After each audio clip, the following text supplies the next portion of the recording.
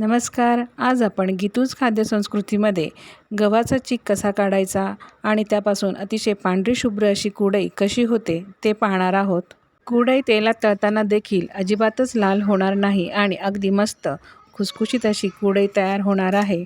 आणि ह्या कुरडया अगदी 2-2 वर्ष टिकतील, अजिबातच त्या खराब होणार नाही अशी ही रेसिपी आहे. कुरडई करण्यासाठी मी इथे 4 किलो गहू घेतलेला आहे. गहू हा छानपैकी पिवळसर आहे. तुम्ही यासाठी लोकवान गहू जर घेतला तरी देखील चालेल. लोकवान गव्हाच्या देखील कुरडया ह्या अतिशय छान होतात.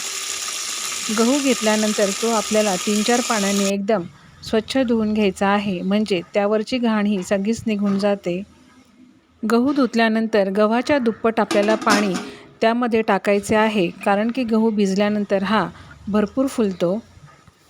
असा हा गहू 4 दिवस भिजवून घ्यायचा. त्यानंतर 5व्या दिवशी धुवून तो मी मिक्सरमध्येच दळून घेतला.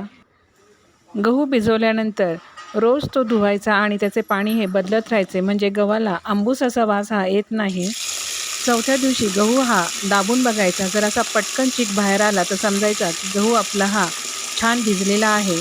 5व्या दिवशी गहू मी पल्स मोडवरती मिक्सरमध्येच दळून घेतलेला आहे.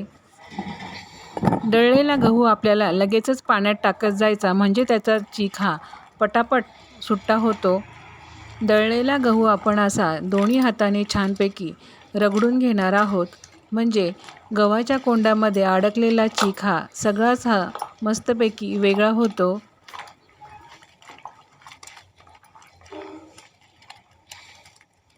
कोंडा छानपैकी असा रगडून धुतल्यानंतर असा तो पिळून घ्यायचा, म्हणजे त्यातील सगळा चीक हा बाहेर पडतो. आणि कोंडा पुन्हा आपल्याला एक दुसऱ्या पाण्यामध्ये टाकायचा आणि दुसऱ्या पाण्याने पण तो अशाच प्रकारे धुवून घ्यायचा आहे, म्हणजे त्यामध्ये जो राहिलेला चीक असेल तो देखील वेगळा होतो. मिक्सरमध्ये दळताना असा हा गहू 1-2दा पल्स मोडवरती फिरवायचा. त्यानंतर 1 नंबरवरती अगदी मिनिटभरापेक्षा देखील कमी फिरवायचा, म्हणजे असा हा पांढरा फटक चीक त्याचा बाहेर पडतो. जर आपण त्याला खूप वेळ एकसारखे जर फिरवले तर त्यामधून ताम फार उतरते आणि त्यामुळे चीक हा पांढरा होत नाही. ताम उतरते म्हणजे चीक आपला हा थोडासा लालसर होतो आणि त्यामुळे कुरडया देखील ह्या लालसरच होतात. गव्हाचा सगळाच कोंडा काढून टाकल्यानंतर पहा चीक कसा दिसत आहे. आता हा चीक आपण अगदी मोठ्या चाळणीने ह्याला चाळून घेऊयात, म्हणजे चिकामध्ये राहिलेला मोठा कोंडा हा पटकन बाहेर निघून येईल आणि आपल्याला छोट्या गाळणीने गाळायला सोपे जाईल. पहा अशा प्रकारे मी पुरणाच्या चाळणीने हा चीक गाळून घेतलेला आहे. तुम्ही पिठाच्या चाळणीने तो चीक गाळला तरी देखील चालेल. नंतर यावर जो कोंडा आलेला आहे तो पुन्हा आपल्याला हाताने पिळून घ्यायचा, म्हणजे त्यामध्ये अडकलेला चीक देखील हा वेगळा होतो. पहा अगदी मिक्सरमध्ये दळले आहे तरीसुद्धा चीक आणि मोठ्या चाळणीने चाळतो आहे तरी देखील कलर किती छान अगदी मस्त पांढरा शुभ्र असा आलेला आहे. अशाच प्रकारे मी सगळा चीक हा पुरणाच्या चाळणीने चाळून घेते. पुरणाच्या चाळणीने चाळून घेतलेला चीक आता मी मैद्याच्या चाळणीने चाळून घेते, म्हणजे त्यामध्ये असलेले अगदी बारीक बारीक कण गव्हाचे ते निघून जातील. हा चीक गाळताना मी अजिबातच कपड्याचा वापर केलेला नाही, तरी देखील ह्या कुरडया अतिशय पांढऱ्या स्वच्छ झालेल्या आहेत. मैद्याची चाळण वापरली तरी देखील त्यामधील बारीक कण हे अगदी आरामशीर बाहेर निघतात, त्यामुळे कपड्याचा वापर नाही केला तरी देखील चालेल. पहा अगदी पांढरा स्वच्छ असा हा चीक झालेला आहे. असा हा चीक आपण भरपूर पाणी टाकून गाळून घेतलेला आहे आणि यानंतर याचा जो कोंडा उरलेला होता तो उन्हात वाळवून गुरांना खायला देता येतो, त्याच्यामुळे हा कोंडा अजिबातच फेकू नये. दुसऱ्या दिवशी या चिकावर आलेले नितळ पाणी आपल्याला अलगदच काढून घ्यायचे आहे.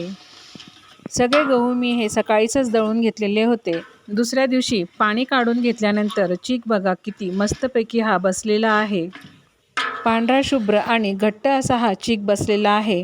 आता चमच्याच्या मदतीने आपण हा सगळा चीक मोकळा करून घेऊयात. मोकळा केलेल्या ह्या चिकामध्ये आपल्याला पाणी टाकून तो असा पातळ करून घ्यायचा आहे. पण हा चीक ताटावर टाकल्यावर आपोआप पसरेल असा असावा, एकदम पसरेल असा नसावा, म्हणजे पाण्यापेक्षा हा घट्ट असावा. पहा कुरडई करण्यासाठी चिकाची कन्सिस्टन्सी ही अशी असावी. फार पातळ नसावी. कुरडई करण्यासाठी आता ज्या भांड्याने चीक मोजून घेतलेला आहे त्याच भांड्याचे भरून मी पाणी पातेल्यामध्ये गरम करायला ठेवले. आता यामध्ये चवीनुसार मीठ टाकून घेतले.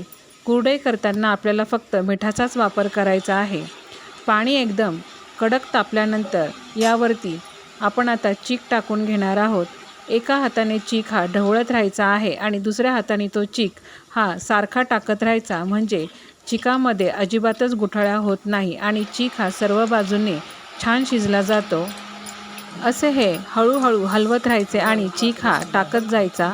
जर कोणी असेल तर त्याची मदत घ्यावी, म्हणजे चीक आपल्याला हा चांगल्या प्रकारे हलवता येतो. पातेल्यातला सगळा चीक टाकून झाल्यानंतर देखील मिनिटभरासाठी आपल्याला तो चीक हा हलवत राहायचा आहे, म्हणजे चिकामध्ये अजिबातच गुठळी होत नाही आणि चीक खाली चिटकत देखील नाही. असा हा चीक पूर्णपणे टाकल्यानंतर आज एकदमच पांढरा फटक दिसतो. त्यानंतर याचा रंग हा थोडासा बदलत जातो, म्हणजे चीक शिजल्यानंतर असा ट्रान्सपरंट दिसतो. चीक घोटून झाल्यानंतर त्यावर कॉटनचा कपडा हा ओला करून तो झाकून ठेवायचा. एक 5 ते 7 मिनटं शिजवल्यानंतर चीक बघा कसा असा हा मस्त त्याचा थोडासा रंग बदललेला आहे आणि पाण्याचा ओला हात करून तो त्यावरती थापून बघायचा. जर चीक हाताला चिटकला नाही तर समजायचं की तो शिजलेला आहे. आता लगेचच आपण आता या चिकाच्या कुरडया करायला घेणार आहोत. चीक हा गरम याच्यावरच ठेवून आपण त्याच्या कुरडया करणार आहोत, म्हणजे कुरडया ह्या भराभर होतात. जर तुम्ही गॅसवर चीक शिजवलेला असेल तर गॅसवर एक तवा ठेवून त्यानंतर त्यावरती पातेले ठेवायचे, म्हणजे चीक हा गरमच राहील आणि आपल्याला कुरडया भराभर करता येतील. पहा, ताटलीवरच मी तुम्हाला कुरडई करून दाखवते. अगदी पटकन अशी मस्त आणि अशी ही कुरडई पडत आहे.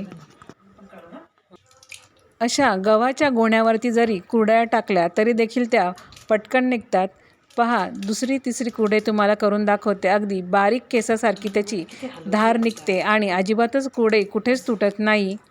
अगदी पांढऱ्या शुभ्र अशा ह्या कुरडया तयार झालेल्या आहेत. अशा ह्या कुरडया पूर्ण दिवसभर वाळल्यानंतर दुसऱ्या दिवशी त्या पलटी कराव्यात आणि पुन्हा उन्हामध्ये वाळवाव्यात. तयार झालेल्या अशा ह्या कुरडया छानपैकी 2 ते 3 दिवस कडकडीत उन्हामध्ये वाळवाव्यात, म्हणजे 2 वर्ष त्या आरामशीर टिकतात. अजिबातच त्यांना काही होत नाही. कुरडयांचा आंबूस असा वास देखील येत नाही. अशा ह्या तयार झालेल्या कुरडया पहा किती पांढरशुभ्र आणि अगदी ट्रान्सपरंट अशा दिसत आहेत. पहा, अगदी अखंड अशी कुरडई झालेली आहे. जर कुरडईचा चीक हा शिजला नाही तर कुरडई वाळल्यानंतर त्याचे तुकडे पडतात. आता वाळलेल्या कुरडया आता आपण तळून घेऊयात. वाळलेली कुरडई ही पांढरी शुभ्र जरी असली तरीसुद्धा तेलात तळताना ती लाल का होते? जर आपण तेल हे अतिशय जास्त प्रमाणात जर तापवले तर कुरडई ही लाल होते. पहा, तेल माझे हे खूप तापलेले आहे, त्यामुळे कुरडई ही फुलत देखील नाही आणि ती लगेच लाल पण झालेली आहे. आता तेल हे मीडियम प्रमाणात तापलेले आहे आणि गॅस देखील हे मीडियम ठेवला आहे. बघा, कुरडई ही फुलते देखील आणि तळल्यावरती ती अगदी पांढरी शुभ्र अशी सुद्धा झालेली आहे. पहा, किती मस्त अशी पांढरी शुभ्र झालेली आहे. अजून एक कुरडई मी तुम्हाला तळून दाखवते. तेल हे मीडियमच गॅसवर ठेवलेले आहे. पहा, कुरडई ही पटकन फुलते आणि मस्त अशी पांढरी शुभ्र देखील होत आहे. मस्त अशा पांढऱ्या शुभ्र झालेल्या कुरडया चवीला पण तितक्याच छान झालेल्या आहेत. किती मस्त अशा पांढऱ्या पांढऱ्या अशा ह्या कुरडया दिसतात. तुम्ही पण थोडासा चांगला गहू वापरून, अगदी कपड्याचा वापर न करता मैद्याच्या चाळणीने चीक गाळून अशा प्रकारे ही रेसिपी करून पहा. तुमच्या देखील अशाच पांढऱ्या शुभ्र कुरडया तयार होतील. अशी ही कुरडयांची रेसिपी तुम्हाला नक्कीच आवडली असेल. रेसिपी आवडल्यास व्हिडिओला लाईक करा, शेअर करा आणि सबस्क्राईब करा. धन्यवाद.